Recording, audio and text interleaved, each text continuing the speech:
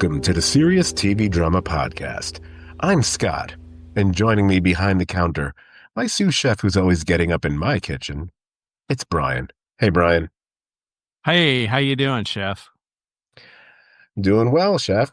And we are here to carry on with our somewhat annual tradition, where we take a special look at the latest season of The Bear. Now, when we last left that chaotic kitchen, it wasn't a season that was maybe somewhat polarizing with fans. That was the season, if I recall, the show took some big swings. I'd say the more positively inclined would call them ambitious, and the more negative might more likely say they were being pretentious.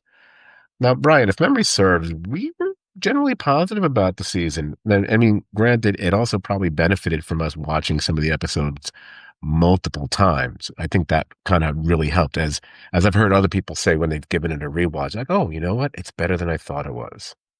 I think you and I were probably a lot more positive in the general feedback at the time and appreciated there were swings and misses, but there were pretty good swings. And not to put the cart before the horse, but I think it plays into my appreciation of this season in some places that I'll point out when we start talking about season 4.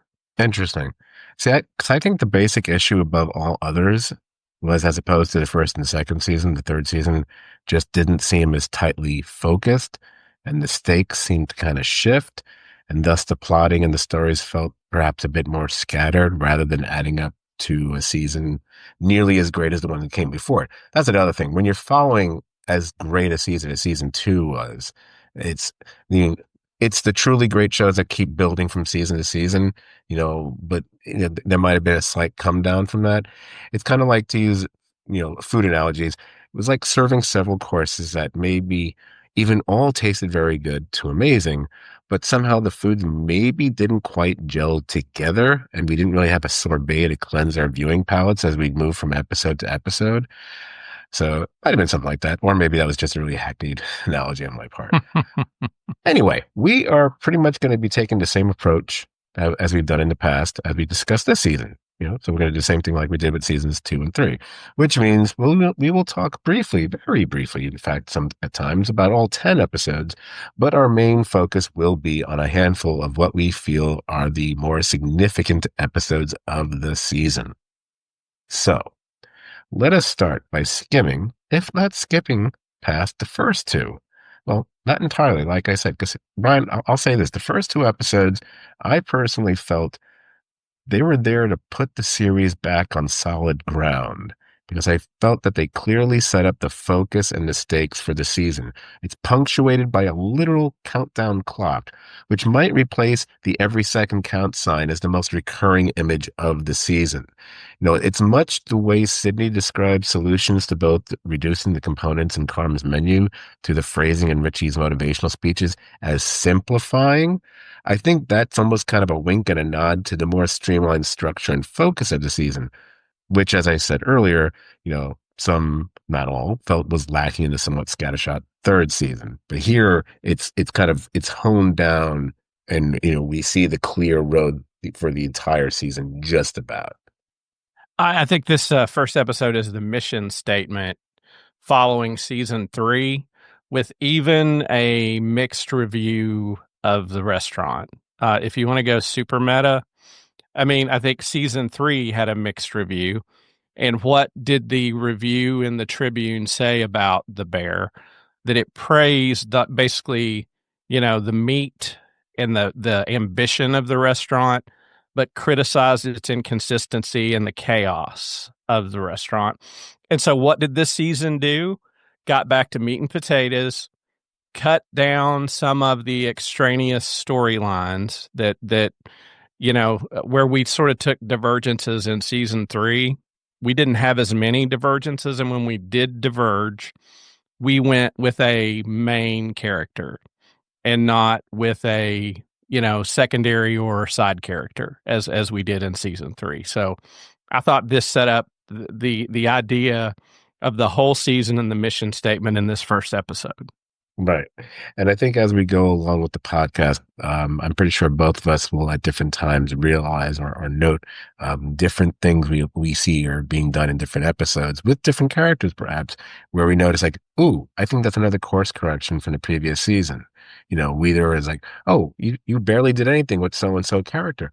Oh, now you're actually utilizing that character in an interesting way, which kind of brings us back to what the core of the show was back in the first season and things of that nature.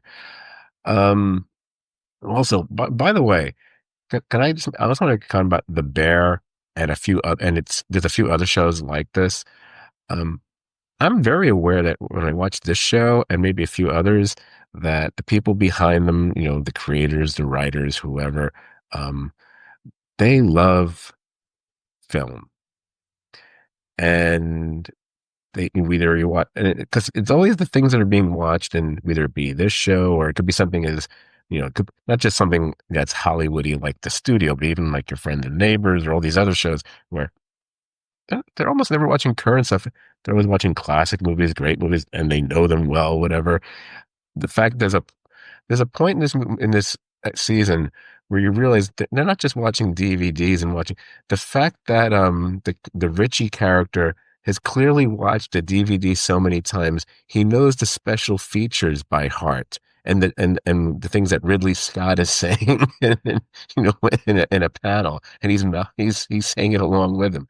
So he's not just quoting a movie, he's quoting a special feature on a DVD or a Blu-ray, which by the way is kind of insane, but It I it kind of is, loved it. but it's true to his character, and we learn he's also a big fan of William Friedkin, Yes, which I know caught your ears, being the writer guy that you are. But I think also there's a little touch that you could intuit that maybe Richie can't afford cable and probably has gotten the core movies he loves and watches them over and over and over again. that's entirely possible. Um, so let's since we kind of can skip past the first two beyond what we said because like you said, it's set up, it's establishing what the series is going to be this season in a very kind of strong way. We're going to go to the third episode. Third episode, which was titled Scallop, which is written by Renee. I don't know if it's pronounced Goob or Goubet because there's no accent on it.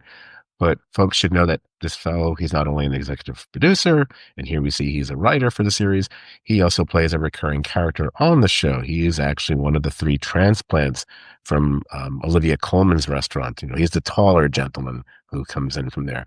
And I realized, oh my God, he's a producer on the show? He's a writer on the show? I didn't know that. So now, one of the reasons I felt we should be including this episode among our picks for the season because much like maybe one other rather major episode, which we'll get to shortly, it's kind of a rarity in the Bear universe because this is what I call a feel good episode. Usually to get an episode that leaves the viewer feeling kind of almost Ted Lasso-esque, they usually have to send somebody to Copenhagen or something like that. But this one was very kind of like, oh, okay, we can take a break from the stress and the chaos, which is still always going to be ever present because of the situation they're under. But there's something about the way everybody, to use the word gels again, gels together, and it's an extraordinarily pleasant episode, if that makes any sense. It's probably, in what I've seen of post show reaction, maybe the most praised for the sentimentality of any episode of The Bear so far. And I think this is part of where the season goes. Um, and I'm going to start building my theory for what this season's really about. And it starts in episode 2, which we don't really need to cover, but it starts with Carmi not having reached out to Sugar about her baby. And in that episode, Natalie tells him it's okay if he doesn't love what he's doing anymore. So we start with Sugar's baby, and in this episode, we have a family with their daughter coming to Chicago and want a special surprise. And everything's great, but she said, "Man, I just wish I was here when it snows." And Richie goes out of his way to create a special experience for this family. And it's part of, again, Richie wanting to be the good dad that he's growing into, and the positive effect that thinking about being a father has caused on him, and how he wants to give this child a wonderful experience. And it really is, I mean, it really is something that touched me. And, Richie's growth is really showing, and this episode really is touching. And of course, they plant the guy who, if you're an astute viewer, you're like, okay, this is some reviewer who's happened to catch him on this night. But, because they're not doing it for glory, they're doing it for the moment. It really delivers. And I think is sort of that whole arc is sort of the theory of the season, that, if you just do something for that you love, that you want to do, that's the reward, not trying to get the star, not trying to get the review, not trying to get the praise. If you're really doing something you love, something great can happen. Right. And And that's absolutely established, especially when we get towards the end of the season when certain things are revealed, which we'll get to later. right, We all know what we're talking about. So we can spoil it now. I mean, it when we get to the end, it's not that we find out they get the Michelin star. We find out that no, but one of the people there has gotten singled out, which will also help put the restaurant on the map. But it's not him, and it's not Sydney, which is I love the misdirect where you think it's going to be Sydney when it's actually Marcus, and that goes to what you were just saying, because you know he's talking about Karma's talking about how he just doesn't love it anymore. Sydney's talks about that she does, but she's under such stress, 24 hours a day, and she spends the entire season kind of, should I or shouldn't I?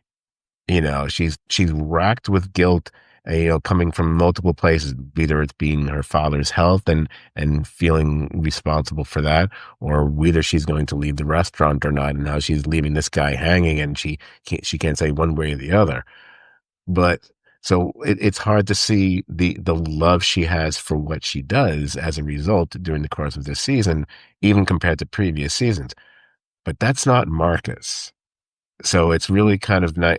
I love the little turn where that turns out to be it, and especially because we probably spend more time on his concoctions during the course of the season than we do with anything that they do. So they talk about that one thing she did, well, the scallop in that episode, but we don't really spend that much time with it. But the things that Marcus creates, they're fascinating. And we see a number of them throughout the season, especially when they bring in the Luca character, which, oh, by the way, I love the fact they brought Luca to the fact that they were able to get all these characters that we never imagined they would all be working together to actually work together in the same kitchen and establishment was, if it's not a stroke of genius, if that's too strong a way to put it, I thought it was really a smart thing to do, especially when you realize that so many characters have not bounced off these people before. Don't even right. like when Sugar does show up, she doesn't know who any of these people are, and they've played key roles in the lives of people like Carm, like Richie, whatever. I just really, that was one of the conceits of the season I really adored, quite frankly. The integration of the Ever people into the Bear Yeah, and bringing Luca back added something to the show. And in doing that, they did it right. There were little pieces that all those people brought that, they didn't go off on a whole episode about those people. They integrated in like really good spices, like a nice flavor added to the show. And I thought it was wonderful. And I think this episode is important because what is working at the Bear by the end is Sydney's scallop dish and Marcus's desserts. right. And Sydney, for the first time, is, has achieved something. Carmi just says, screw it, let's put it on the menu. Like it's good. And the scallop dish stays there. And it does bring up an interesting point that I made thinking about the show. This is probably the least we've seen food in this show. That for a show about a restaurant, there's not a lot of the food porn we've seen in past seasons. But also, something I think we should talk about just briefly is we get a wonderful arc that I was wondering where it would end that begins this episode with our old friend Rob Reiner showing up as Albert Schnurr. What else is working at the Bear? God bless his heart, Ibrahim is the only thing turning a profit, and he's good at it, and he has vision. Like he cares. He cares about the sandwiches, the sandwich shop. He's modernizing. They get that silly robot, and he wants to grow. And he goes to Carmi and says, I want to help the Bear and I want to help the growth. He's a minor character that has a really interesting arc that's also has a passion for business, has a passion for the sandwiches, and is achieving something this season. And I think his arc with Albert Schnurr is really a great side story that goes throughout this season. Right. One of the things that if I was commending this season and putting it ahead of the previous one, they do a much better job of balancing out the number of characters. And the fact is, we've actually by adding the three from Ever and Luca into being recurring throughout the season characters, they essentially become regulars. But everybody feels like they get adequate screen time throughout the season and has at least there is a storyline, an arc of some sort. And the person you just mentioned, Abraham, he was one of those people I thought got kind of pushed to the side. I mean, they made a reference to it, and I love the way he makes the reference to it in one of the episodes where he has the little kind of like confessional with Carm about how he makes the whole. I think the whole thing was that he was supposed to be going to school, and then he kind of just abandoned it, whatever. And it was kind of like no one had noticed, and that was kind of how we felt about that storyline because we're like, what's going on? We weren't invested in it. It wasn't didn't get demonstrated in a way that made us really care as much as maybe we should have. Because this show started out being about the sandwich shop. Well, And that, I was going to point out, if you think about it, when the girl and her family come in, if we're talking about this show, being really cognizant of what it is, like they're like, man, we just wish we could have got one of those beefs, and Richie's like, I'm going to get you one of those beefs, and it's almost again a meta commentary about we're going to go back and pay homage to and bring in elements of what made this show what it is. right. And and you mentioned Rob Reiner a few times, and they do a better job this season than they did last as far as bringing in, people that we might recognize. Most of them are confined to one episode, which we'll get to shortly, so I don't want to say anything about that now. But outside of that one, the only one that really sticks out, and not in a bad way, is the Rob Reiner character. And it's nice. It's a nice reminder that Rob Reiner is an actor. He's acted for decades. He was Mike Stivic. The name being Albert Schnurr. Now, the literal word Schnurr is German for prankster. But when you hear it, especially because it's Rob Reiner, it's like, it's just a degree away from saying schnorr or schnorrer, which is kind of like, a beggar, one who kind of coaxes people into giving them what they want or what they need. It's not generally a positive word, whatever. So I don't think it's an accident that they gave him a name like that. The scene that comes much later in the season, but I think it's fine to talk about things out of context when we're talking about the bear. One of my favorite little weird moments of the entire season is his interaction with the computer. Was it computer or the calculator? Computer, and the whole and like how he won't tell him, Right. whole back and forth. It's so great. It's so great.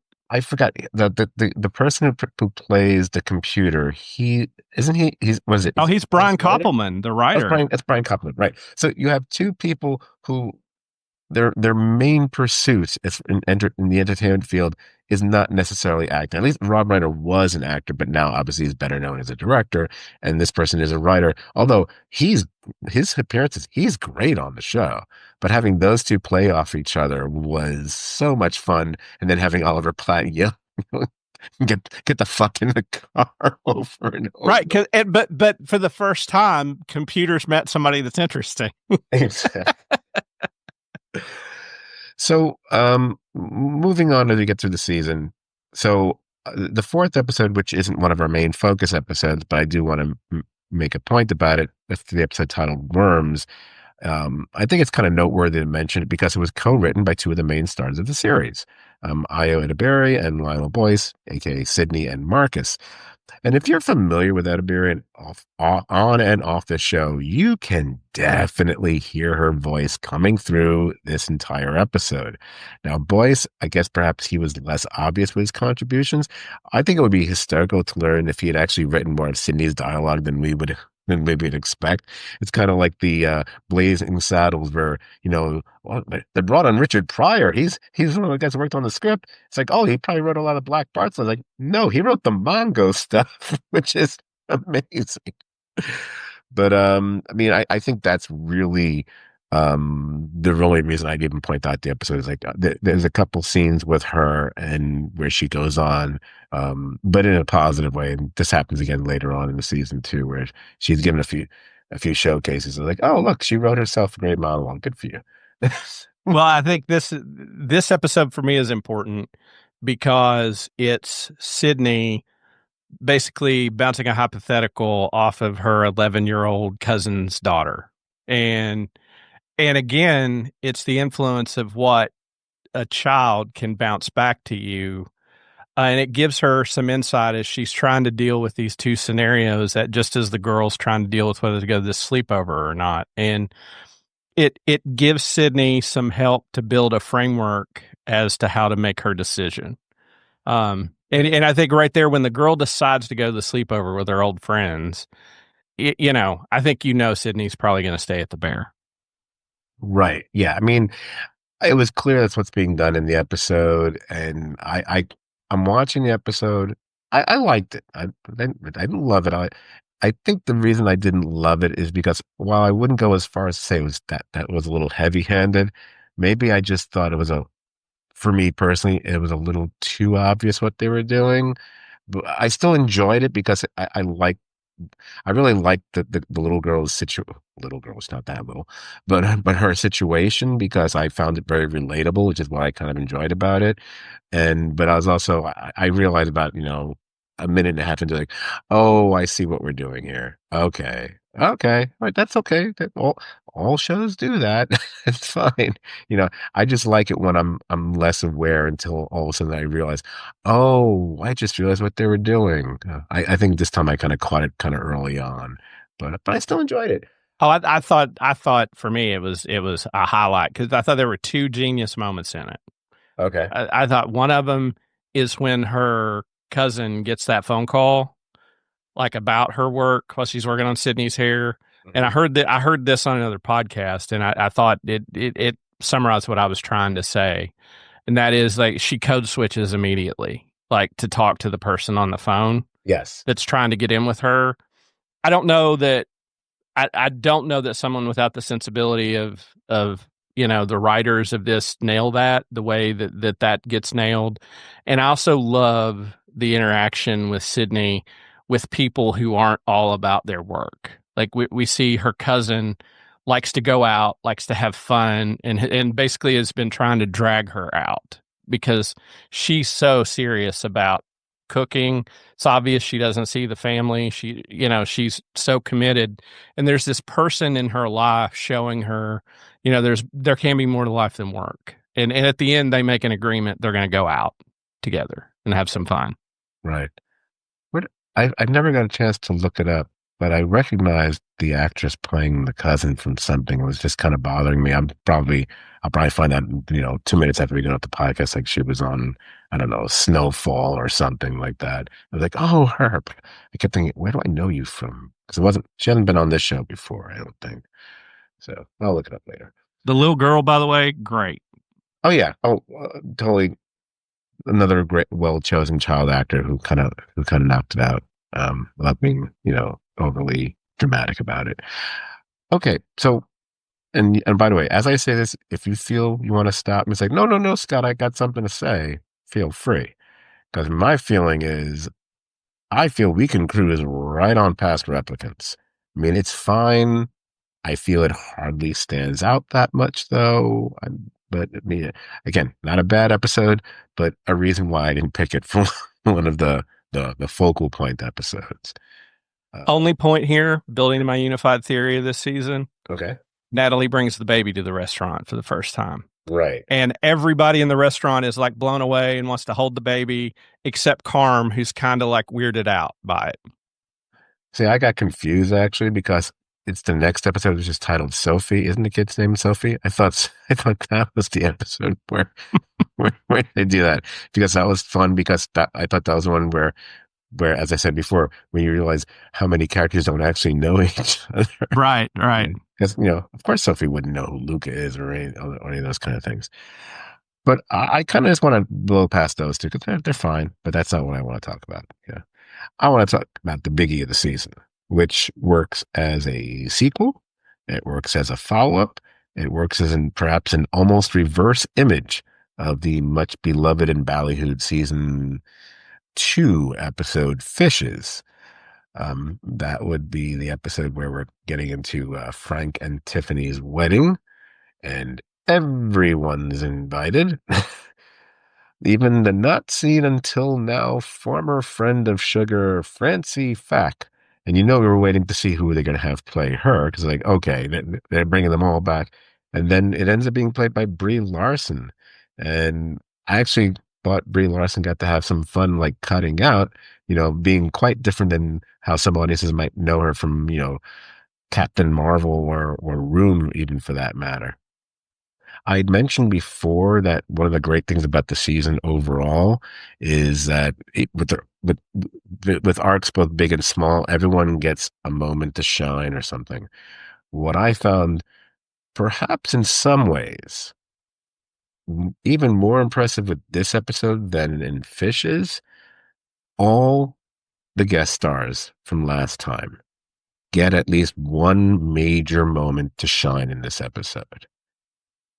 Because like, for example, when we saw Fishes, I mean, it was great that they had Sarah Paulson on. It's great. But did Sarah Paulson really get that much to do in that episode? That really stuck in our head. I don't remember her doing anything, but she gets a moment here.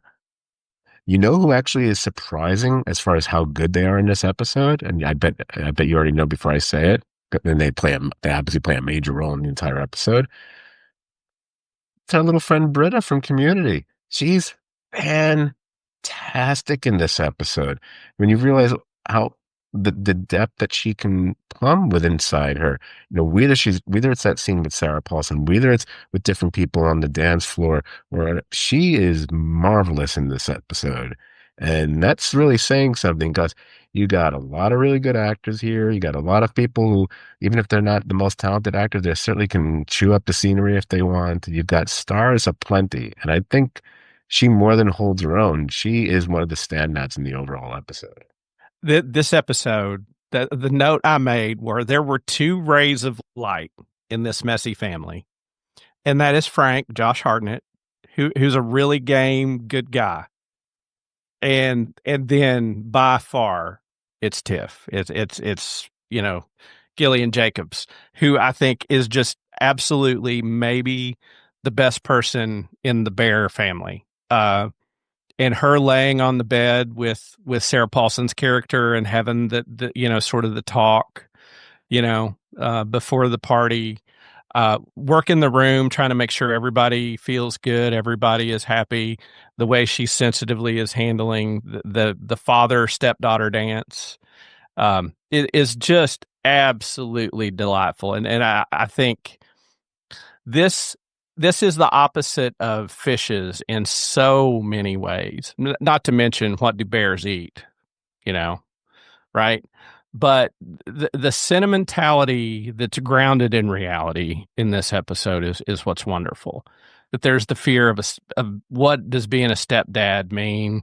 How are you going to get along with the father? The way Richie and Frank interact, and again, the turning point of this episode where people learn so much about themselves is because of a child, because of this fear of dancing. The Richie's daughter, doesn't want to come up from under the table. So what do they all do? They go to get down on her level. and one by one, it almost, I laughed. I almost said, "Is this TARDIS? Is this table the TARDIS? Like it's the biggest table ever?" But I loved it. Yeah, I said my main note there was just how big was that table everyone's crouched under. It is impossibly big. It's so beautifully absurd. Yeah, It's like, I, what? it's How like big the is this TARDIS. It's the TARDIS. You just you go in, but I thought this was the best, and I thought this episode had the Rosetta key to the season.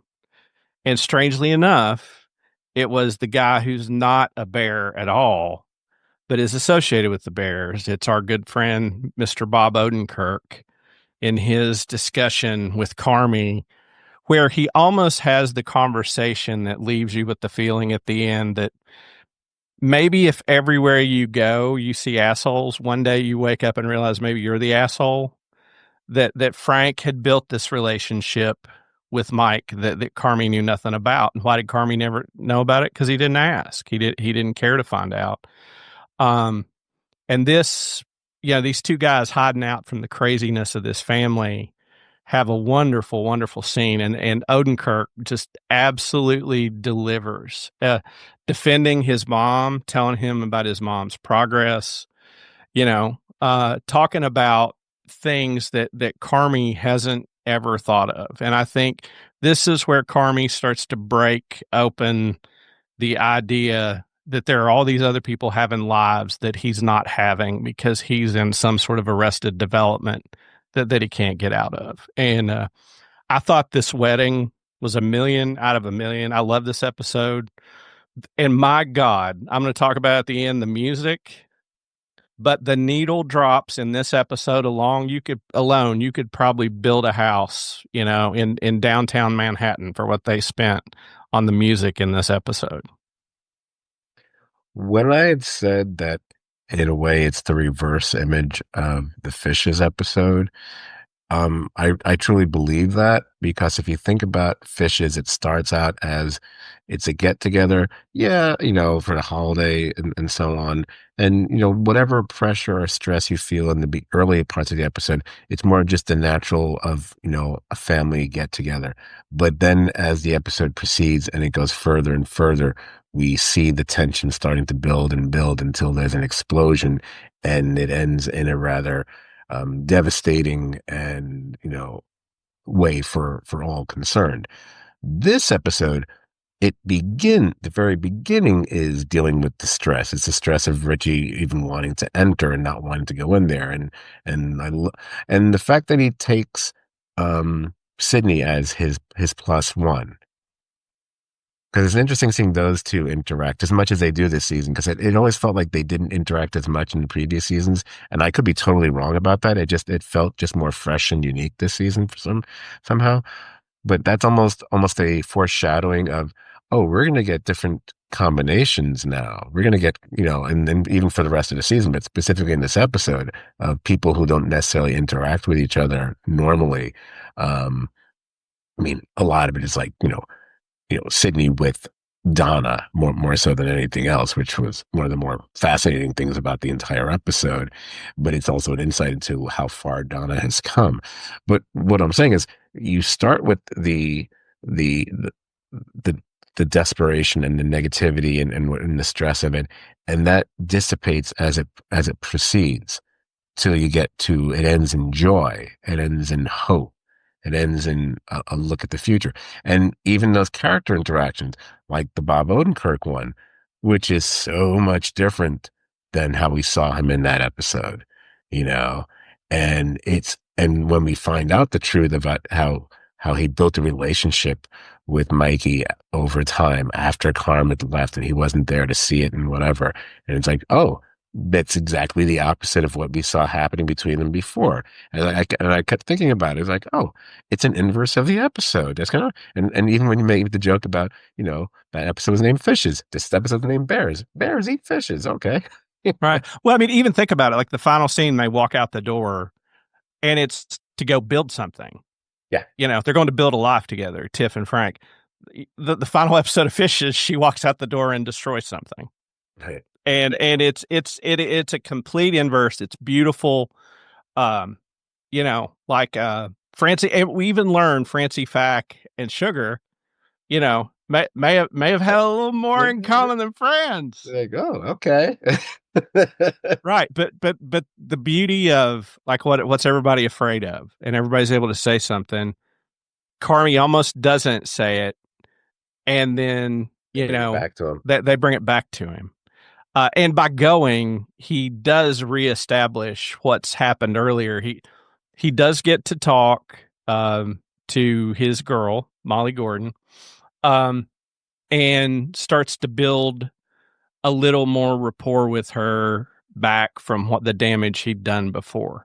But there's all this growth around him, um, and we see it.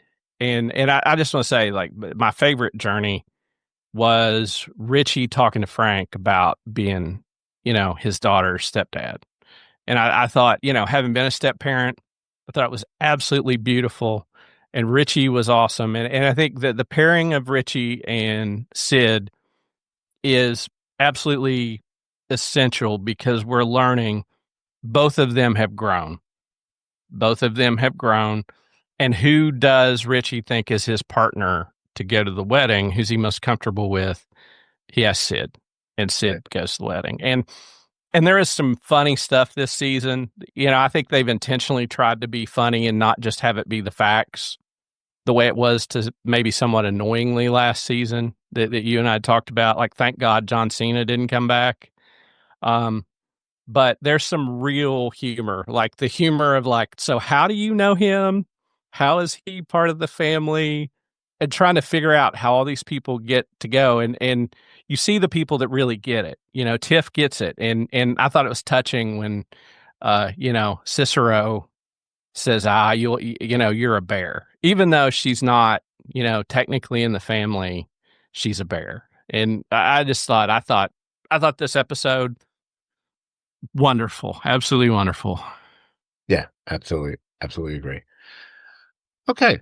So now my inclination would be to jump over the next episode, Green. But if there's anything you wanted to note about it, I don't mind stopping for a moment because otherwise I will proceed right to episode 9, Tornado. So how do you feel?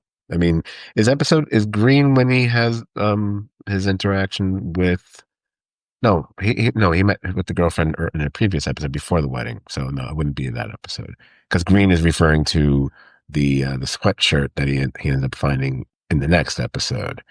Um, let's just get to that one then. Yeah. I mean, the only thing I would mention, I mean, this sets up like why he wants to go to Donna's house because she's mentioned something about a family photo album and he's going to take it back to her. Now, obviously, the big thing about the episode is, at best, we can call maybe a rekindling of something of a relationship between Carm and Donna. And I thought it was really something when you see these are two very broken people. And it's interesting that similar events broke them, but in very different ways and how they acted and reacted. And it put them in opposition to each other. But one of the themes about the season with Carm, and then we see it also with Donna in our limited exposure to her, is these are people finally making an effort that are finally trying to put their own shit aside and do something for others and be more selfless about it and be more true about it. And when you see Donna here, who clearly, I mean, she would give the world for her son's forgiveness because she knows that she's done bad things. And by the way, I love that we don't go into those specifics because I'd rather just imagine what they are. I mean, we know a little bit, but just from the taste that we've gotten from say the Fishes episode, and you realize there had been a legacy of this kind of behavior, based on stuff that had happened with their father and how she reacted with him and over time, whatever. I and I'm sure this applies to many viewers and myself included. But for those of us who maybe don't have didn't or don't, depending on where you are in your life, have maybe the best relationship with at least one of your parents, like your mother, like Bob. Like I would say, I've always had a somewhat, without getting too personal here, at best, I would say I'd have a somewhat strange relationship with my mother. And when I watched the scenes play out the way they did in this episode, it really kind of hit me in a very strong way, and to the point where you wonder if the people behind it were drawing on their own life experiences as well. It felt very true to me. And I love when television or any medium can pull that off. And I thought they do a really nice job in this episode with the two of them, especially. And Jamie Lee Curtis is that this, as good as she is in the previous episode, like in her interaction with Sydney, if she's submitting it, if she's submitting an episode for another, guest appearance Emmy, this is the episode she's submitting, by far. This talk about communication and failure of communication and acknowledging they're screwed up and it's her fault, and saying I did that. The reason we're where we are is because I did that. And when she says I was mean to you and like I was terrible to you kids, I thought this was really touching because it's mentioned in the wedding that she'd been going to therapy and trying to get some stuff together, um, in the conversation with Carmi, in the guest house or whatever. And she's trying to embrace the radical honesty of taking responsibility with Carmi. And again, I think, as I go with this theory, my unified theory of children being the theory of this season, this is the first time that Carmi isn't trying to take care of her or mollify her or pacify her or trying not to set her off or walk on eggshells. This is her trying to take care of him and actually being a parent and knowing that a child needs to know that you care about them and you're sorry, and that some of what they're going through, you accept responsibility for so they don't have to carry it anymore. And her being a parent to him, her child, and the way he pays her back is in the only language he can speak because he's so emotionally damaged. He goes and makes her a fine meal out of, what's the ingredients she has, and he makes her something from the French Laundry. The moment of his professional heights to give her the most respect he could show his mom, and that's his love language. And there were moments in this that absolutely wrecked me that I thought were just so dead on. And him making her that meal, it's funny because just for the briefest instant, I thought it was a great bit of writing. He starts to take the chicken out and she starts to tell him how to, like, you'll get salmonella. And he just says, yeah, but if I do it in your sink, I'll get it all over the sink. And she stopped. She realizes that she's starting to fall into the old pattern. Right. And she immediately stops and lets her making the meal. And, that showing you can break these patterns, that you can move on to something else. I thought this was just exquisite. And also the hope that he's looking for that green sweatshirt. It's almost like I left a part of myself in that house, and that green sweatshirt represents hope, new relationship, maybe new possibilities. And he goes back to that house and finds it. And I just, man, this episode was, it was fantastic. And I thought it was great. I loved it. And I want to point out something that I hadn't thought about until today, and that is, we start this season with him and Mikey, which comes out of the blue. You're like, oh well, hey, there's John Bernthal, cool. Like, I love him in that character. This season doesn't really flash back after that because this season is about going forward. This season isn't living in the past, and this show has lived in the past for a long time. And after we set that table of that's what the bear was built on, was the past with Mikey, the bear moves forward from then on.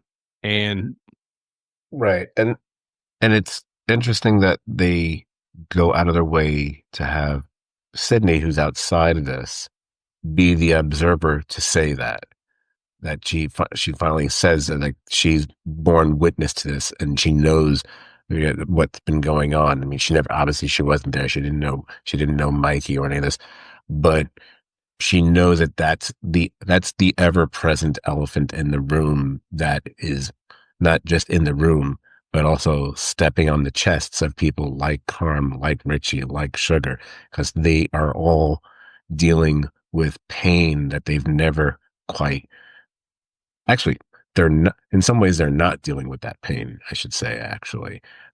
Some are just doing a better job at it than others.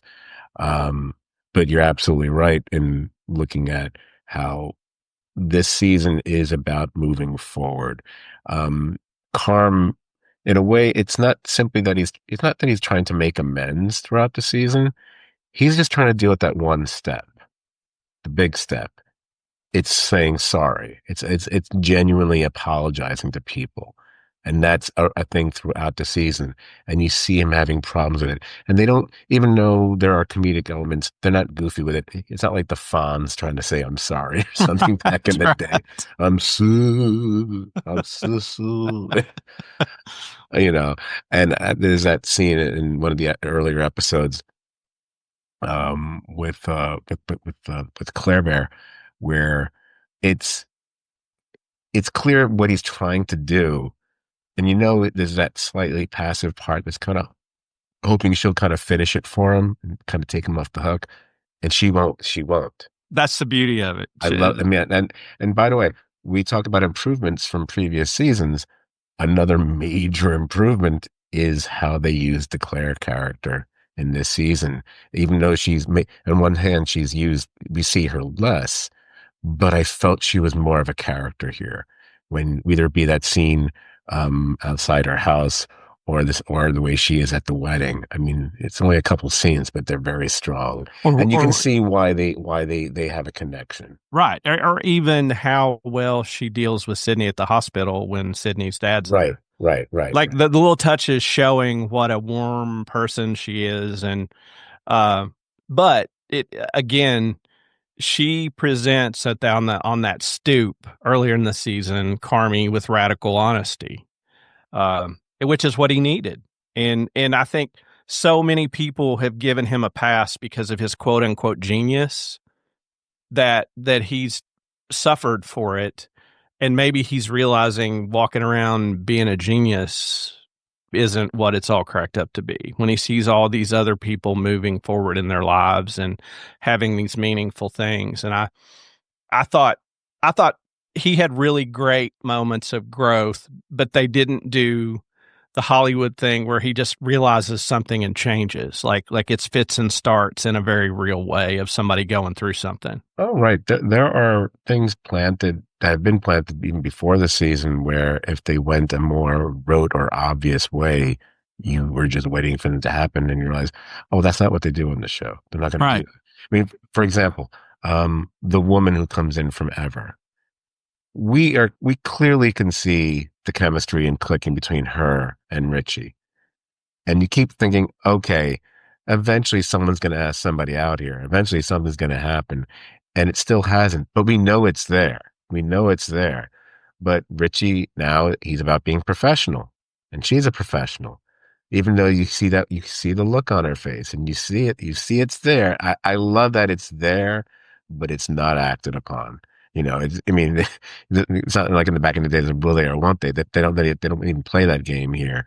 But I just love that. Like, oh, I like that. That's something that's like it's present there, and it becomes more of a thing. Like we said before about when we were talking before this podcast about like movies like Jaws or whatever about chemistry. You can see the chemistry between those two characters, which was fascinating when you think about how when they first met, how different they were and how believable that situation would be now if those two did get together.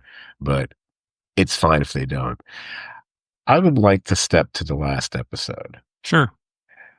Here's my thing with this before I don't have a note about this. I'm just going to say it off the top of my head.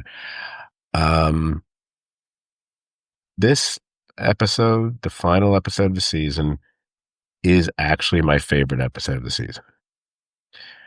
Um, it does fly in the face of the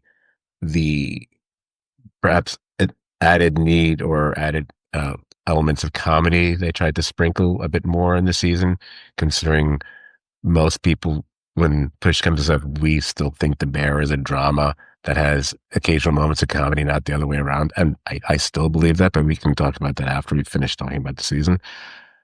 But this episode, I'm sure everyone who watched it, we all noticed that the entire episode takes place pretty much behind the restaurant. It's done more of as a stage play than we've ever typically seen on The Bear. In a way, it's almost reminiscent of an episode you and I talked about of a different show. That one of the greatest episodes of all time. That episode of Mr. Robot, Proxy Authentication Required, which also took on a stage play like um uh well, staging, quite frankly. But here, what they do here, it's not simply that.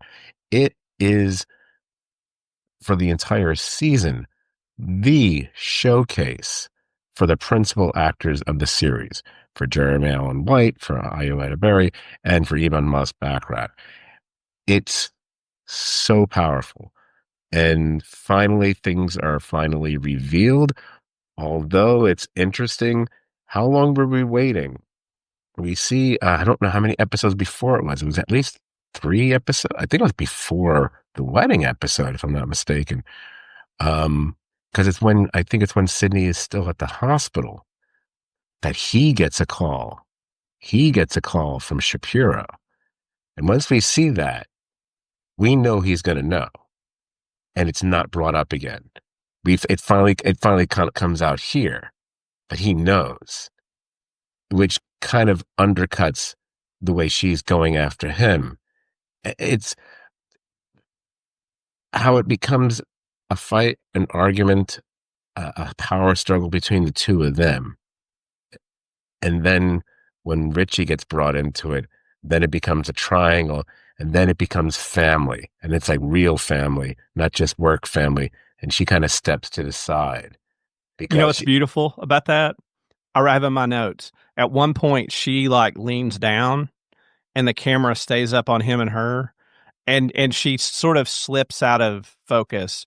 But then 2 or 3 minutes later, she says something, and the camera pans back down to her. Like it's just gorgeous blocking and staging.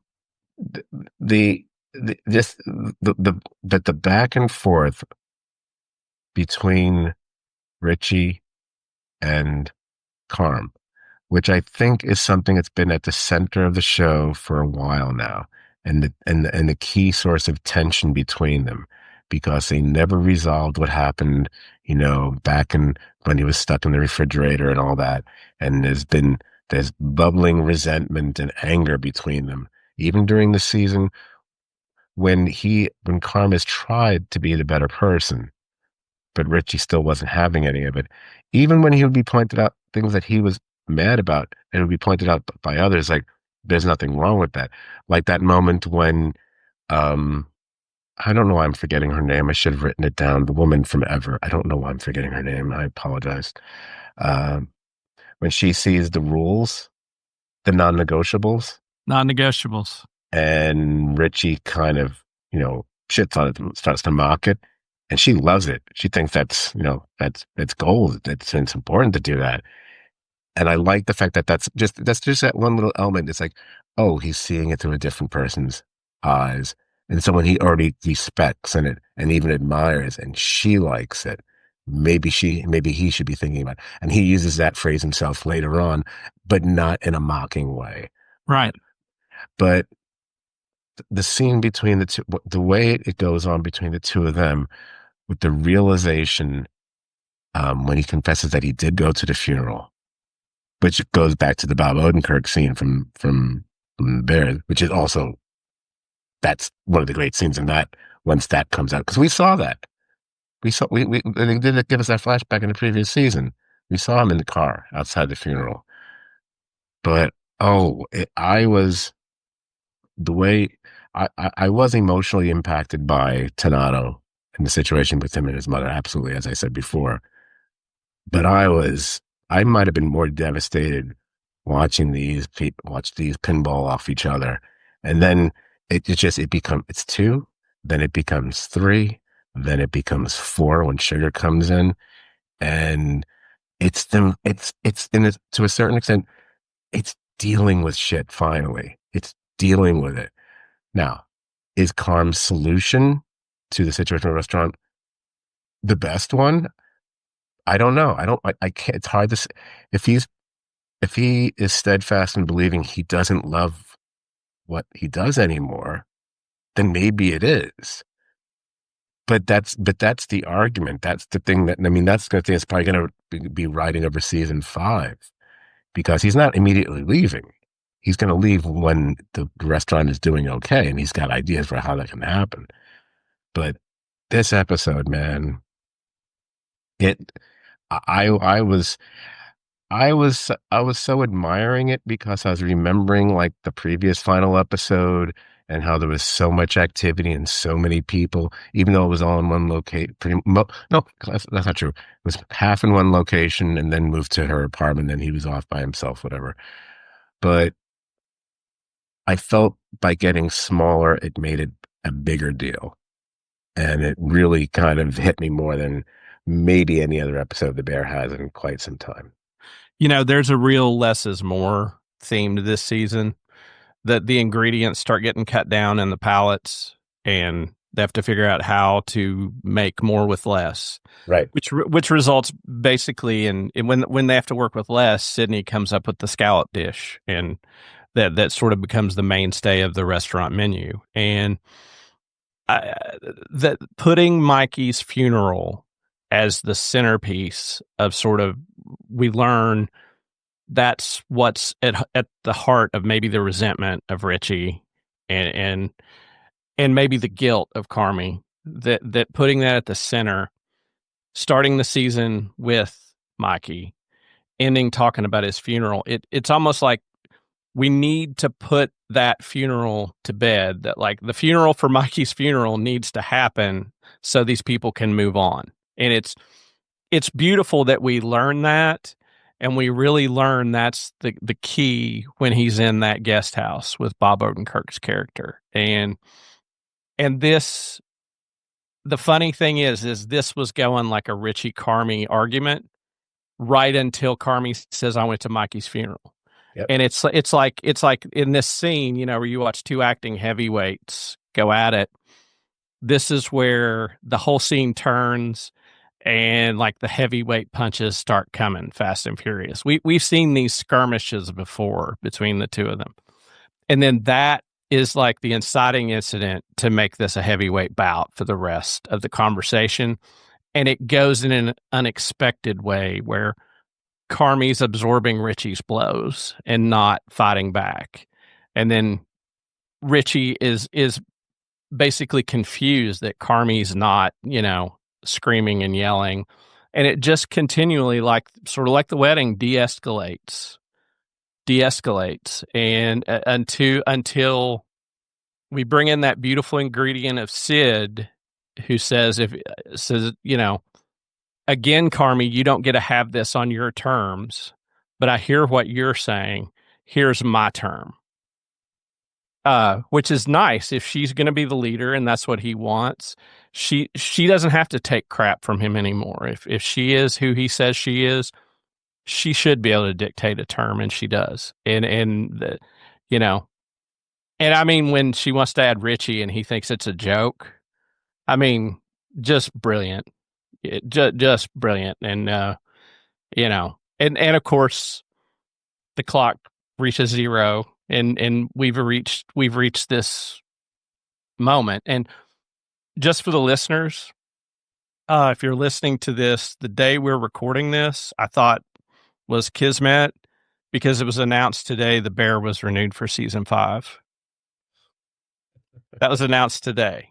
So, but the question is, will we see Carmi again? Will we not? It's painted such a beautiful picture this season. I mean, you and I both, I think, or however many seasons they want to make, if they keep it at this quality, you and I'll be there. And I thought it was a beautiful episode, a beautiful ending to this season. I love the clock runs down when there's no one there. Right, exactly. I love the fact that we're with this clock all season, and we think it's going to be that last second they're going to watch it, and everything go, will fall apart, go to shit. They'll go their separate ways, whatever it is. And instead, this deal's been struck earlier in the evening, and the clock is by itself and runs down with no one there to see it because at the end of the day, yeah, that was an old Scott phrase. I haven't used that one in a while. So at the end of the day, it really didn't matter after all. Well, I mean, the clock really wasn't the tension. Yeah. Plus, if Carmi's going to leave, they're going to save money on that salary. There you go. Yeah, yeah, and I want to just mention one other delightful thing that I think this season did in sort of sidelining some of the side players, but giving them good storylines. There was this running storyline with Tina trying to beat this 3-minute clock, and the way Luca plugs into that story and works with her, and we see her achieve that goal again, beating the clock, to where she gets it in 2:58. Um, I mean, you know, just a great little touch of a victory, a small victory, but a huge victory for her in what the restaurant needs, and that's what this season brought back and did so well. Yeah. Wait, wait. They could have had Adam Warlock and Captain Marvel in the same episode, and they blew that. Screwed up, man. Anyway, you had mentioned earlier, um, you had made a reference to the needle drops in the music. So I know whenever we've talked about the bear in the previous seasons, we have spent at least a little bit of time referencing the songs that they chose, and to the degree that when I watch shows like this, and a few other ones, even Severance, when we talked about it, I think of you initially like, oh, Brian's going to want to talk about the music here. So if you want to at least point out a few of the really on the mark needle drops from the season that kind of caught your ear and made you smile or made you think, whatever, feel free. Um, the only thing I would say what I liked was the fact that at a certain point, we do get a return of songs from previous seasons that meant something. We do actually get to hear a riff of Save It for Later again, and we get to hear REM's Strange Currencies again. There was another REM song earlier in the season, We but do. Strange Currencies, I know, that was the one like, ooh, Strange Currencies. That's a song no one ever plays, and now it's become a thing for the bear all the time. So It has. I'll just say, I mean, the first episode they went big with some Zeppelin and the Who, but lesser known Zeppelin and the Who. yep. But episode 2, one of my favorite songs that isn't overused, and that's Bob Dylan's "Most of the Time." I mean, that is a crusher of a love song. Mhm. Great tune. Some really good use of St. Vincent music on this season. Slow disco, great one. We had some classics, a little Van Morrison, a little them. But I have to say, I'm waiting for you. I want to see if you mention my favorite. I'm hoping I you. mean, I was absolutely tickled to hear "Love and Rockets" on this season. Love and Rocket song was Yeah, great. yeah. Like I haven't Fantastic heard that in choice. forever. Great choice. But then we end an episode with "Finest Work Song" from REM, which is great. Um, let's see. We do then we go interesting episode 4. There's some Curtis Mayfield, some Sweetback, and some MOP, which is old school. Good stuff. I'm skipping over because I don't want to do it all. But then, and I knew episode 5. I knew Scott would absolutely love this. We get "Let Me Live in Your City" by Paul Simon, which is a Mhm.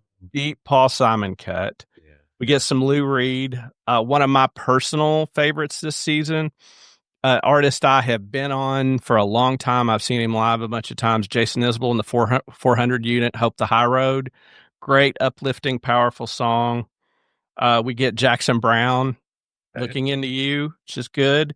Then we get some, metal shellac. We get the Ronettes, a couple of Ronettes this Yeah. season. Couple times we got the Ronettes. We get, a reprise. We get Wilco, "I'm Always in Love," which, if you're in Chicago, you got to do some Wilco.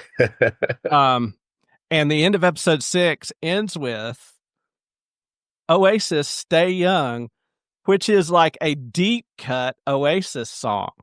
I mean, it's a deep cut. That's not going to be in the reunion, but a great song nonetheless. Episode 7, we get some Tom Petty, we get Yep. some Walls, we get some strangely. This is all at the wedding. Weezer. We even get Taylor Swift style, because Richie's daughter, huge Swiftie. We get some Lou Reed. We get the Judds from my hometown here in Ashland, Kentucky. The Don't we get Why a Not Me? don't we get a female cover of a Springsteen I song? I am that is the last thing at the wedding. We get Emmylou Harris covering "Tougher Than the Rest" by Bruce Harris. Springsteen. But we also get some Pearl Jam. Um, Always.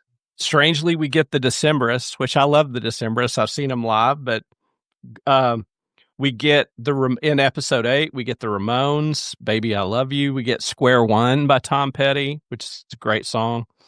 Then we get the Strange Currencies revision. We get the Western Ford Gateway by Elton John, great tune. And then in episode 9, we get the English Beat.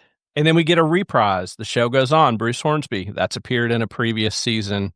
Uh, um, and then we get in the episode 10, we get Fast Slow Disco, which is another version of the St. Vincent song, Mhm. which is really great. So Scott, I missed yours. What did I miss? I think you missed my favorite Pretender song. Okay, fair Love enough. that song. I love. It's a I good was tune. I was singing it for the next several minutes after it, and I only know like 8 words. It was the same 8 words. It was like every day. What? I was thinking, wow, I forgot how good the Pretenders were, and I started thinking about Oh, their songs, and like I ended up playing looking up like one of the playlists on iTunes, and just put whatever they call it on your phone now, and I'm like, oh, I like all these songs. Middle of the road, yeah, I'm gonna listen to it. But yeah, I mean the music. I can't. I don't even want to think about how much they must spend on the oh music. my God. Oh my God. But So much. It's so much. the curation, I mean, whoever's doing this, I feel like they're like jacked into my brain playing stuff I like. It's so good. It's so, and like I said about, it's not only the hits, the songs they made Strange Currencies popular. This Yeah. show brought it back. That's not one of REM's biggest songs before No, this show. not even. Wasn't even. I don't think Strange Currencies was even a single release at all. I think it's just from the album, but it's not. It was never released as a song in its own right. Um, that's on. Is it on Monster? It might be on Monster, which It is might funny. be. It's funny because I think the image on the cover of Monster, I think it's a bear. If I'm not mistaken, so it would be kind of or bear-esque. So it might be kind of appropriate if that's the one. Um, Also, I'd be remiss, and if we've mentioned this on previous bear podcasts, I don't care. It's not like going back and listen to what we talked about. Uh, and I know we made some reference to it earlier where we talked about the whole comedy thing and then trying to add some more comedic elements because you saw the way people reacted when Hacks won for best comedy, and which was kind of a shocking thing, but you could see the enthusiasm. And even watching the folks behind Hacks talk about winning, and they don't mention anything about the bear, but you could tell there's something in the comedy community where they're like, yeah, this should not be in the same category as us. And I agree. And I still agree. And now what what I've heard and what I've read is, it's the choice of the network and how they submit it. And FX submits The Bear as a comedy. Now, they had said that, one time they did that because they didn't want if it was in drama, then it would be up against their own Shogun, and then they'd be going up against one another, and they wanted to avoid that. And I was like, yeah, but that was one season. There was another season, so that's kind of a bullshit. Then I think some of us had heard this before with the Emmys themselves, where they were talking about the length of the show, and due to the shorter length, it would be considered a comedy, whatever. And I was like, that that is false and stupid because that doesn't make any sense to me. Because there are a number of examples of shows that are an hour in length that end up being considered comedies. And Moonlighting was in the comedy category back in the day. Monk was in the comedy category not that long ago. Tony Shalhoub kept winning Emmy after Emmy. Best comedy actor, not actor in a drama, and that's an hour-long show. Why can't it work the other way around? What, why, especially the way streaming has changed the game so much in the last 10, 15 years. Length of show should not be a factor in determining what genre it belongs in. That is, I'm sorry, all awards are silly up to an extent, but this ain't the Golden Globes. The Golden Globes with their silliness, The Martians, comedy or musical, which makes no sense, whatever. The Emmys is like the Oscar for TV, essentially, right? Come on, because by and large, The Bear is a drama with comedic elements, not a comedy with dramatic elements. And that's, Right. you know, I would, there's, I could probably laugh more. I probably laugh more during a season of The Sopranos than I do during a season of The Bear. And I think most people who've seen both shows probably would agree with me on that.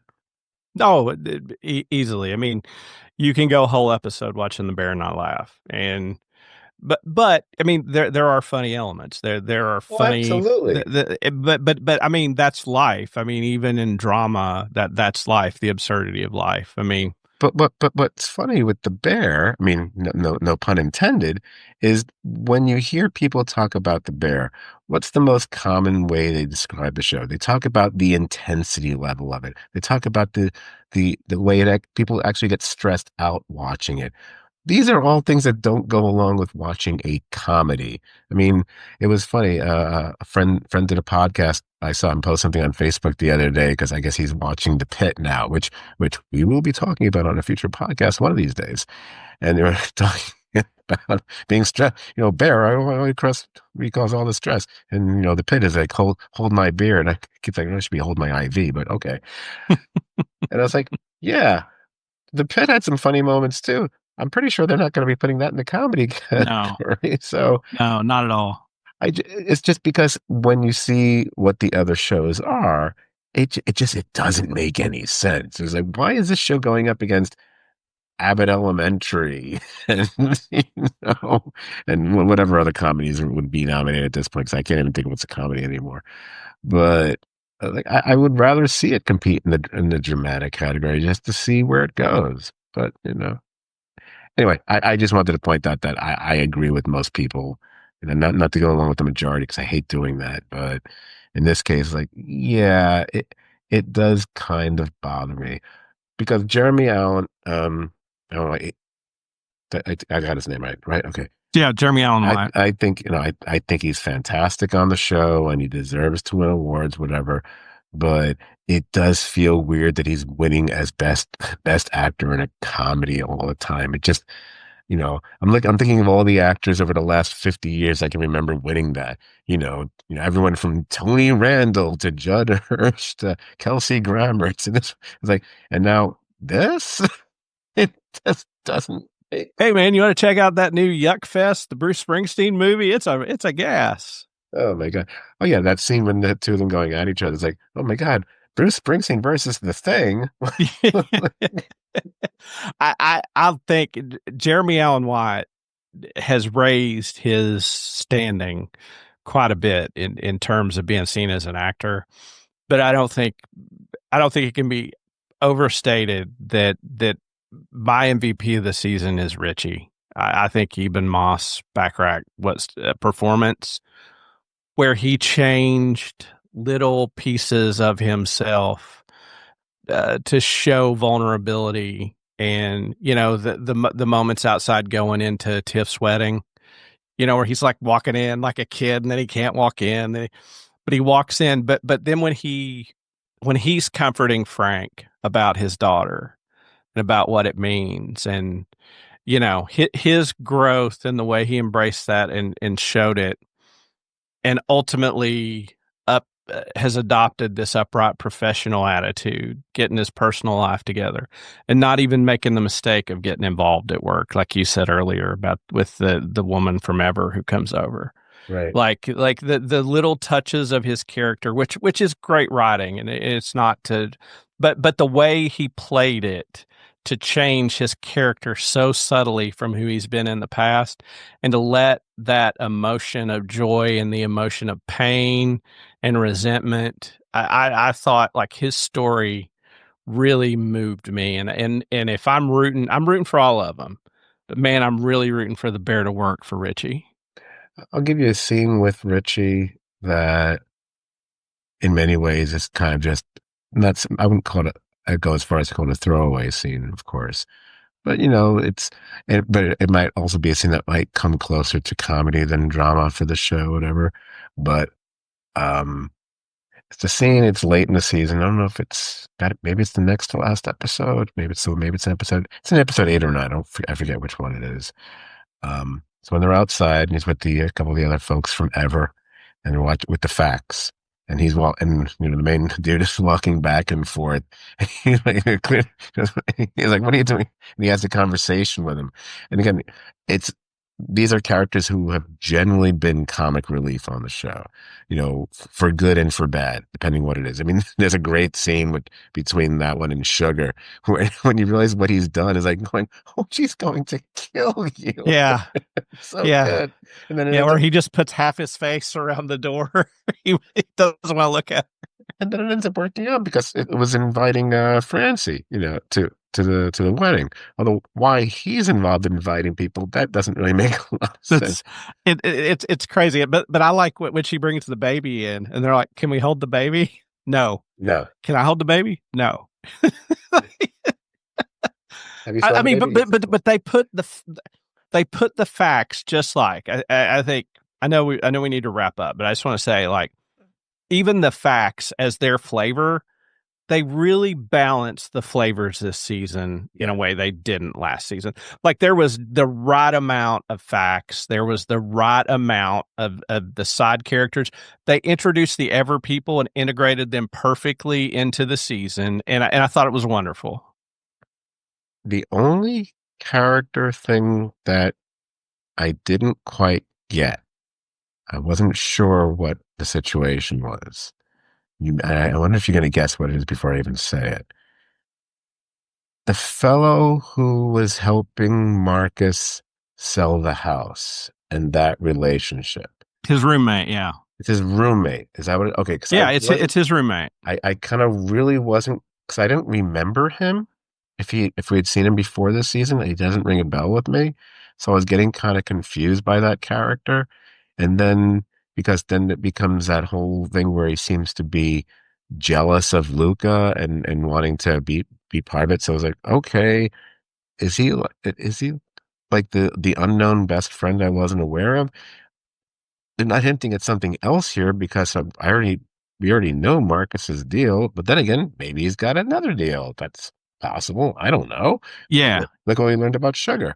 Well, and the great thing about this show is that relationship is ambiguous. Yes, So you don't know if they're like friends, but the scene that's Chester, and he lived in the house, I think, and helped take care of Marcus's mom.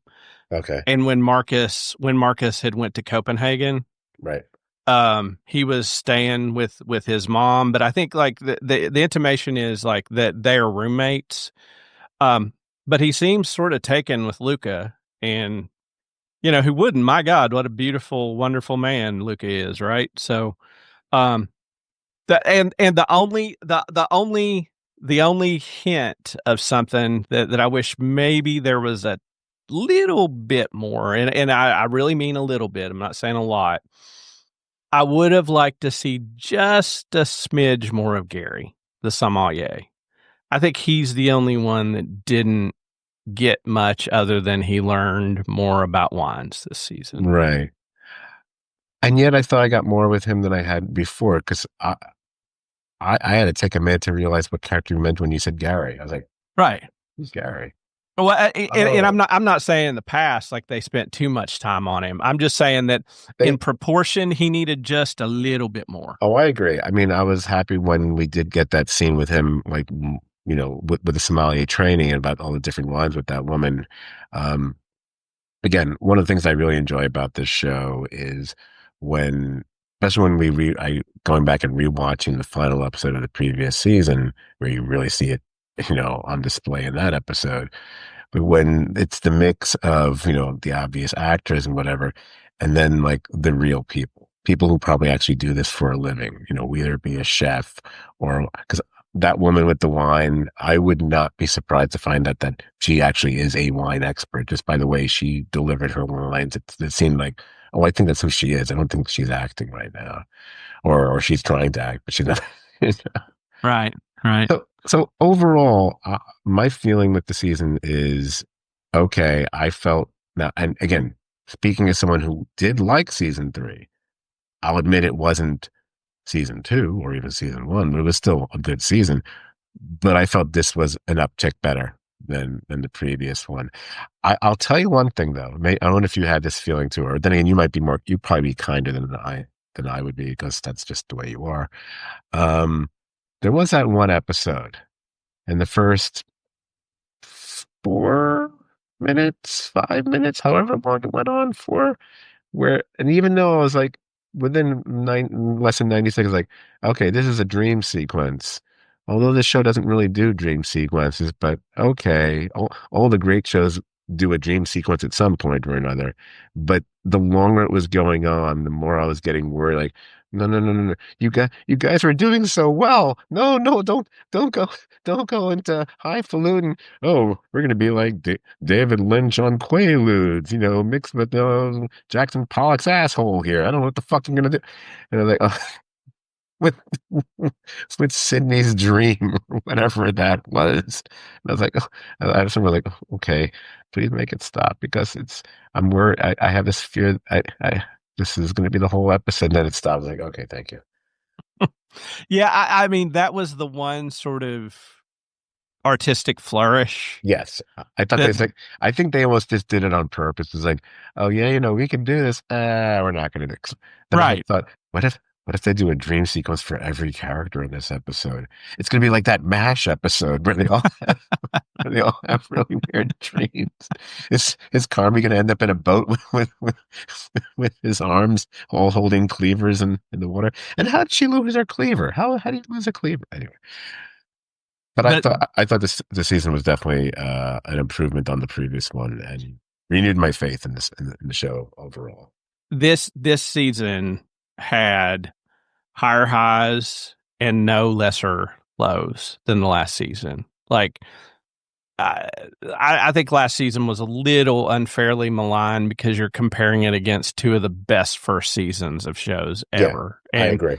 I agree. so I think it was graded on an unfair curve as against objectively what it is. But I thought this season there were several episodes where they had their fastball totally back in place the way it was in season one and season two. Um, and I thought that the rebalancing of the show this season really was, they got the proportions completely right, and I really enjoyed it, and can't wait. And I want to give the show a shout out in a time where we're having to wait 2 years for every new season of shows. If I can every June get the Bear, which we've gotten, like they haven't been late, they've delivered. Like every year we get the Bear, and it's not like they're shorting us on episodes or shorting. Yeah, I mean, a lot of the episodes are short, but they also made a damn movie, basically, an hour and 6 minutes. Um, and, or maybe it was 69 minutes. Yeah, I think it may have been 69 minutes. It was the longest episode, except for I knew another one. I knew it was either 68 or 69. I wasn't going to say because I didn't want to go 69. I think it was 69, and I think a Well, previous then no one, wonder maybe it was Fish's good. was Anyway, 66. But like they're not shorting us, and we're getting, and you have to imagine the logistics of getting all these people who are now in Marvel movies, making Bruce Springsteen movies, Io Adebris, who's doing her creative stuff. The gymnastics to get these people in the place to do this have to be astronomical, and we're getting it every year on the ear. And so kudos to them. absolutely. Okay, so let me start wrapping things up here. I didn't prepare any of this, but I'll just off the top of my head, just to alert people that the next podcast we'll be doing under the STVD banner will should be and will be the next Twilight Zone one. That's what we have been doing for the last several weeks or last few months. I'm very proud of them. And I believe Brian, I believe you're stepping back up to the plate to join me on the next one. And we're going to be talking about two of the perhaps more obscure or lesser heralded or known episodes of the Twilight Zone compared to others. So that should be interesting. I have not rewatched. I've certainly seen them both, many times before, but I haven't done a rewatch of them as of yet. So that should be coming within the next week and a half, depending when we both can find time to record. And we are going to be doing a few more podcasts, hopefully sometime during the course of July, where we will get the chance, whether it be just the two of us, or perhaps there will be three of us. Jamie and her schedule with Big Brother and other things, we have to find when she can find time to talk as well. We want to chat about all the different TV shows we've been watching all year.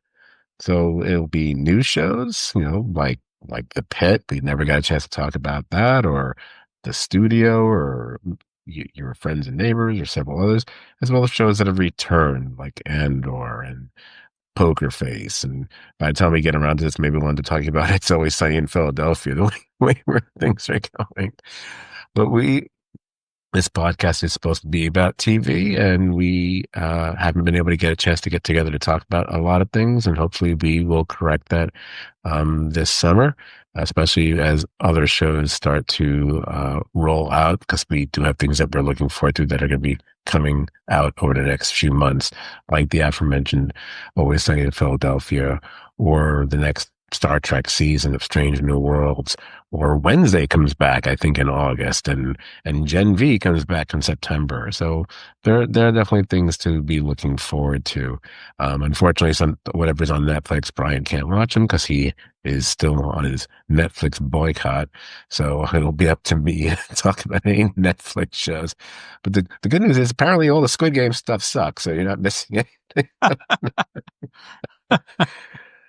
Although I did watch Black Mirror finally, so I probably will. That will be part of the returning shows conversation when we get to that podcast, because there are a couple episodes there that I think are noteworthy enough to talk about. The only thing I've heard that I really want to watch on Netflix, I really wish I could watch Department Q, because I love Matthew Good and I love that genre. Obviously, it's sort of in Netflix's slow horses type show, and you and I Mhm. both love slow horses. Right. And I would love to see that. Oddly enough, that's the one that friends of mine in the podcast, Adrian and Mike, have bothered me about watching. So I said, okay, I'll put it on my list. It's on, in fact, it's the next fiction show I will be watching, because now, thanks to you and Jamie, I've gotten mired in watching The Rehearsal, which has been a fascinating journey. And I looked at my list because I'm trying to knock off as many other shows so we can talk about them. And Right. of course, if we talk about Department Q, you'll have to be silent, but that works for me. And there's a few others that are out there I wouldn't mind checking out. I'd like to watch. I'd like to check out Murderbot. I'd like to check out. Is it Adolescence? I think the one with Stephen Stephen Graham. Graham. That's on Netflix. Oh, good, another Netflix show. Hey, So you can talk and I'll have to sit quietly.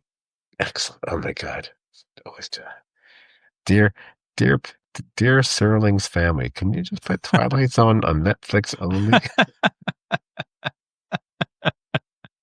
Anyhow, so yeah, we do hope to be doing some additional podcasts this summer, because I like turning off the air conditioning and spending my ass off and recording for you guys. That's what I always do. Even though I'm sure that the filters I use in post production would filter out the sound of the air conditioner, I still find it so distracting in my headphones. I turn it off anyway. But the good thing is that's how I know it's time to wrap up the podcast. When I feel the first bead of sweat on my brow, like, okay, we've been doing this for at least an hour and a half. That's usually how long it takes before the sweat starts. Um, that's about it, because I don't I think I started a policy where I'm not going to tell you where else to find this and listen, because you already found this. So What difference does that make? You can find us on, well, you already found us. Why would I tell you where else you can find us? You found us. Please keep listening. Anyway, Brian, thank you so much for joining the podcast. And once again, having one stellar conversation about a great show like The Bear. Well, that'll be the end of service. Thank you, Chef. We say all that, and then I'm going to end it with like a severance sound effect on that. Anyway, thanks a lot, Ryan, and good night. Thank you guys for listening. See ya. I hate Zoom. I hate Zoom. I motherfucking hate Zoom.